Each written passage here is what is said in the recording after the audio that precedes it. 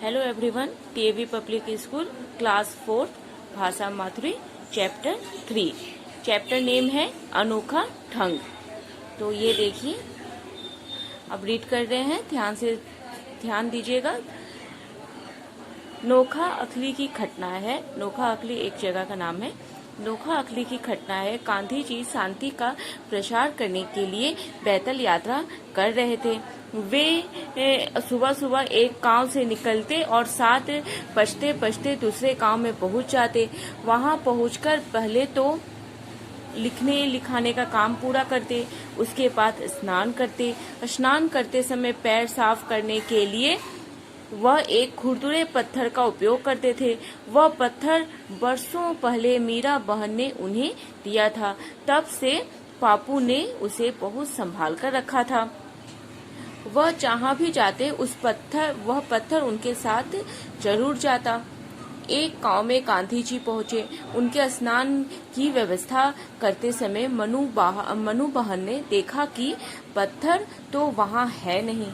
बहुत ढूंढा लेकिन नहीं मिला। उन्होंने पापू को पत्थर के खो जाने की बात और कहा, कल हम लोग जिस चुलाहे के घर ठहरे थे वहीं रह गया होगा।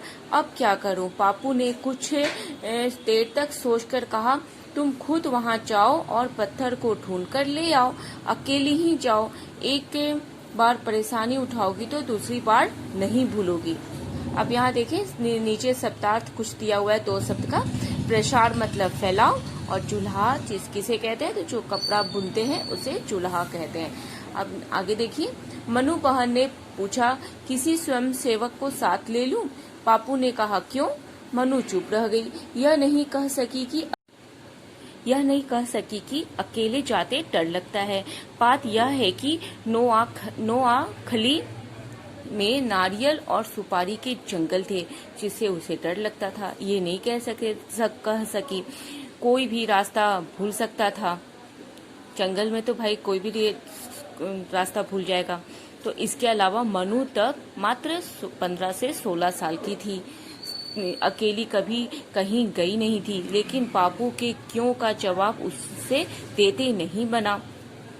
जिस रास्ते से वे लोग आए थे उसी रास्ते पर वो चल पड़ी। पैरों के निशानों को देखते खोजते वो किसी न किसी तरह अगले गांव में पहुंची गई।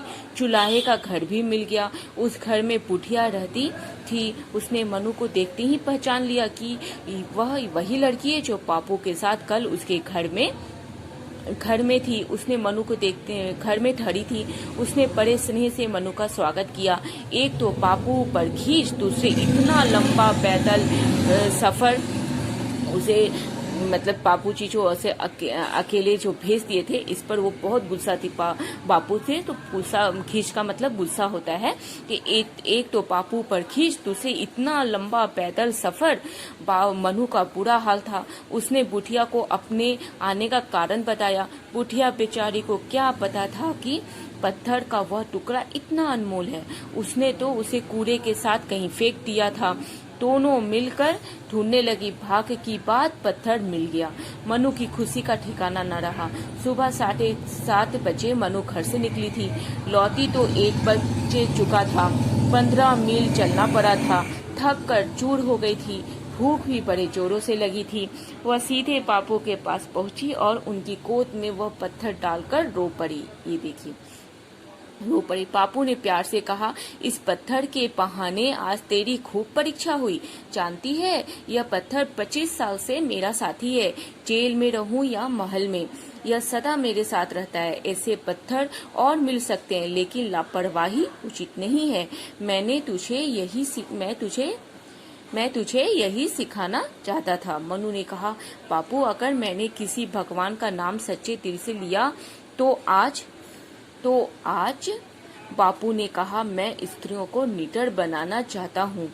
केवल तुम नहीं, आज मैं भी कसौटी पर कसा गया। मनु ने कुछ कहा तो नहीं, लेकिन मन ही मन जरूर कबूल किया होगा कि सीख देने का बापू का ढंग बिल्कुल अनोखा था।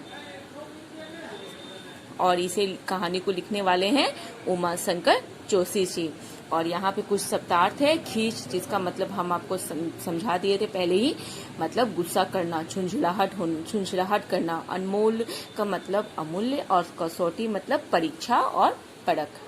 और इससे रिलेटेड कुछ क्वेश्चन है, बहुत इजी क्वेश्चन है। आपने ध्यान से अगर रीड किया होगा और चैप्टर पे ध्यान दिया होगा, सुने होंगे, तो आप अच्छे से आसानी से इस सारे क्वेश्चन का जवाब आप दे सकते हैं। जैसे कि पहला क्वेश्चन है, गांधी जी पैदल यात्रा क्यों कर रहे थे? तो शांति का संदेश, शांति का प्रचार प्रसार करने के लिए वो पैदल यात्रा कर रहे थे। ये देखिए ऊपर की लाइन में है एक लाइन का आंसर। दूसरा है, गांधी जी खुरदुरे पत्थर का उपयोग किसके लिए करते थे? तो वो अपना स्नान करते समय पैरों की सफाई करने के लिए खुरदुरे पत्थर का, ये देखो स्नान करते समय पैरों को साफ करने के लिए वो खुरदुरे पत्थर का उपयोग करते थे। तीसरा है, गांधी जी ने मनु को पत्थर खोजने के लिए कहाँ भेजा? तो मनु को उन्होंने पत्थर खोजने के लिए अगली गांव में भेजा, चुल्हाई के घर में। तो ये हो गया एक लाइन का क्वेश्चन। चौथा है, मनु ने चुल्हाई के घर तक पहुंचने का क्या तरीका अपनाया? तो वो भी आपको है कि उसने पैरों के निशानों को खोजते हुए वो देखते, यहाँ पे है, पैरों के निशानों को देखती और खोजती हुई वो अगले गांव तक पहुंच गई। तो ये हुआ इसका आंसर। बहुत आसान आंसर था। पांचवा है, कहानी के आधार पर सही उत्तर चुनिए। तो यहाँ पे है पहला, गांधी जी गांव पहुंचकर सबसे पहले क्या करते थे? तो तीन ऑप्शन है, स्नान करते थे, भोजन करते थे, या लिखने लिखाने का काम करते थे। तो आपको कहानी में पता है कि वो सबसे पहले लिखने लिखाने का काम करते थे। दूसरा है, स्वयं सेवक कौन होता है? तो इसमें ऑप्शन है पहला, जो स्वयं की सेवा करता है, तो जो सेवकों की सेवा करता है, या जो दूसरों की सेवा के लिए स्वयं तैयार रहता है। तो इसका तीसरा आंसर होगा, जो दूसरों की सेवा के लिए सदैव तैयार रहता है वो स्वयं सेवक कहलाता है। तीसरा क्वेश्चन है, मनु गांव कैसे पहुंच गई? तो पहला, लोगों से पता पूछते हुए, उसे गांव का रास्ता याद था, या पैरों के निशान को देखते खोजते। तो ये आंसर होगा कि पैरों के निशानों को देखते खोजते वो अगले गांव तक पहुंची। फिर बातचीत के लिए कुछ क्वेश्चंस हैं। पहला, गांधी जी को किन किन नामों से पुकारा जाता है? तो आप इसे बताइए, राष्ट्रपिता, बापू, सब आप सोचकर बताइए कि बापू जी को किन किन नामों से पुकारा जाता है, और हमें कमेंट्स में लिखकर बताइए पहले का आंसर। दूसरा है, उपहार हमें क्यों अच्छे लगते हैं? ये भी सोचिए और इसे भी बताइए। फिर तीसरा है, मनु वापस आकर क्यों रो पड़ी? तो आप सोचिए कि क्यों रो पड़ी, क्योंकि थक गई थी, गुस्सा भी था और भूख भी लगी हुई थी, और कितनी कठिन परीक्षा से वो निकल कर आई थी। तो ये सब सोचकर आप लिखिए और मुझे बताइए। फिर चौथा है, किसी अनजान जगह से वापस घर आने के लिए आप किन किन बातों व रास्ते में आने वाली किन किन चीजों को ध्यान में रखेंगे? तो जैसे कोई पोस्टर, बोर्ड, दुकान, अस्पताल, स्कूल इत्यादि।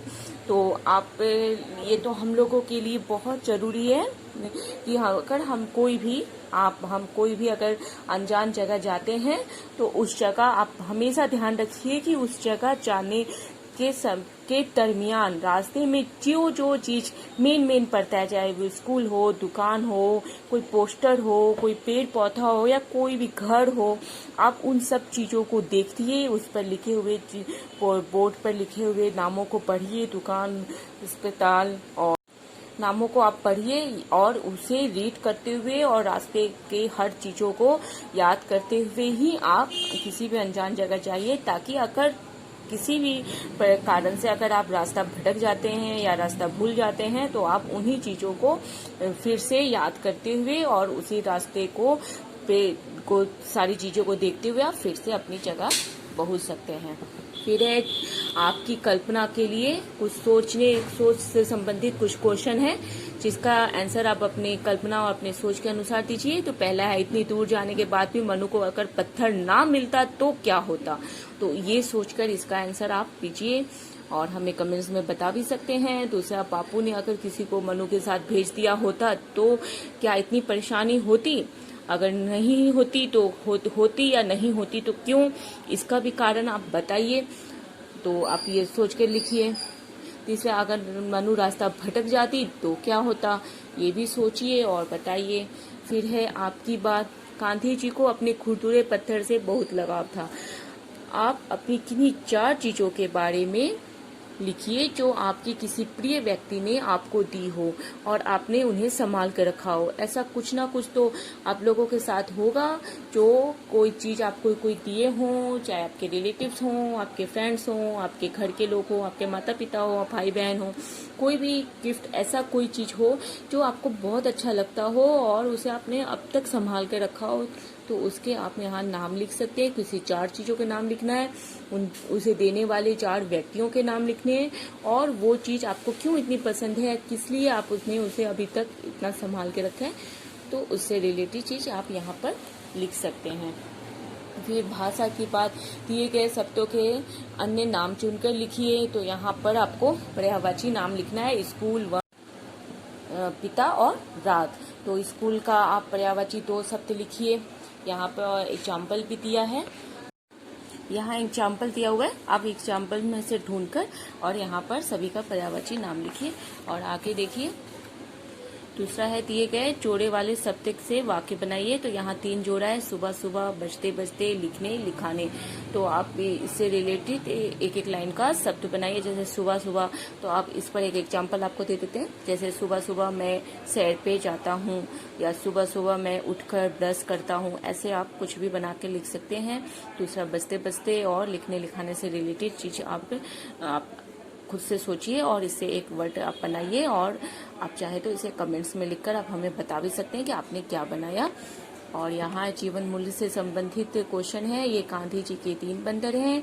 इनके चित्रों को देखकर बताइए कि ये हमें क्या संदेश देते हैं। तो आप देखिए, सोचिए और बताइए कि ये जो 3 बंदर हैं, पहला बंदर आंख बंद किया है, दूसरा कान और तीसरा मुंह बंद किया है, तो ये हमें क्या संदेश दे रहे हैं। तो ये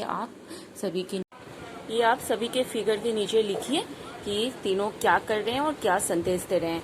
तो थोड़ा सा एग्जाम्पल हम आपको बताते हैं, फिर बाकी आप से सोच के लिखिए। तो पहला बंदर यहाँ आंख बंद किया है, दूसरा कान बंद किया है और तीसरा मुंह बंद किया है। तो ये जीवन मूल्य से संबंधित बहुत ही इम्पोर्टेंट शिक्षा अप्पू जी ने हम लोगों को दी है। तो इसका पहला का है कि बंदर आंख बंद किया है। तो आंख बंद करने का मतलब हुआ कि पूरा मत देखो। दूसरा है पूरा मत सुनो, पूरा मत बोलो। जब हम पूरा देखेंगे नहीं तो हम पूरा देखेंगे नहीं, सुनेंगे नहीं, तो बोलेंगे कैसे। तो कभी भी आपके आसपास अगर कुछ पूरी चीज हो रही है जो आपको गलत लगता है, तो आप ऐसा नहीं कर सकते हैं कि आप उसकी विरोध कर सके, उसके खिलाफ आवाज उठा सके। तो आप उसे देखिए भी मत। तो पूरा देखिए नहीं, आप पूरा सुनिए नहीं। हो सकता है आपके आसपास कुछ लोग पूरी बातें या गंदी गंदी बातें कर रहे हों या गलत बात बोल रहे हो, तो आप उस चीजों को सुनिए नहीं। अगर आप ऐसा नहीं कर सकते तो आप वहां से चुपचाप उठकर हट जाइए, दूसरी जगह चले जाइए। तो आप पूरी चीजें मत सुनिए। जब हम पूरा देखेंगे नहीं, सुनेंगे नहीं, तो एकदम जाहिर सी बात है कि हम पूरा बोलेंगे भी नहीं। मेरे अंदर बुराइयां नहीं रहेंगी तो हम पूरा बोलेंगे भी नहीं। तो किसी भी परिस्थिति में, जीवन में किसी भी परिस्थिति में, चाहे हम जितने भी गुस्से में हो या जैसे भी मूड में हो, हमें कभी भी मुंह से बुरा शब्द नहीं बोलना चाहिए। जब आप ऊपर के इस क्वेश्चन का, पहले क्वेश्चन का, इस तीनों बंदर से रिलेटेड बात को आप यहाँ दोनों लाइन में अच्छे से लिख लेंगे, तो इसी क्वेश्चन से रिलेटेड यहाँ दूसरा क्वेश्चन है, पूरी बातों से हम कैसे बच सकते हैं। तो इसका आंसर आप बहुत आसानी से दे सकते हैं। पहले का आंसर पहले आप दे लीजिए, तो दूसरे का आंसर आप खुद ब खुद 5 लाइन में दे सकते हैं। तो आप इसे कमेंट्स में भी हमें बता सकते हैं कि आपने 5 क्या आंसर इसका दिया है कि पूरी बातों से हम कैसे बच सकते हैं। और इसमें आगे का है, गांधी जी से जुड़ी किन्हीं 3 चीजों के चित्र बनाकर उनके नाम लिखिए। तो आप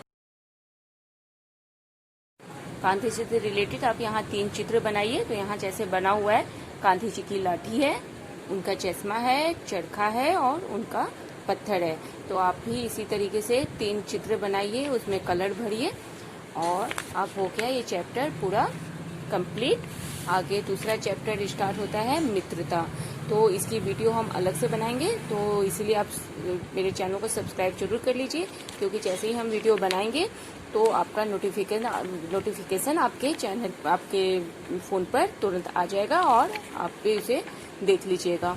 तो तो इस तरीके से आप रीड करते रहिए। और थैंक यू फॉर वॉचिंग बच्चों।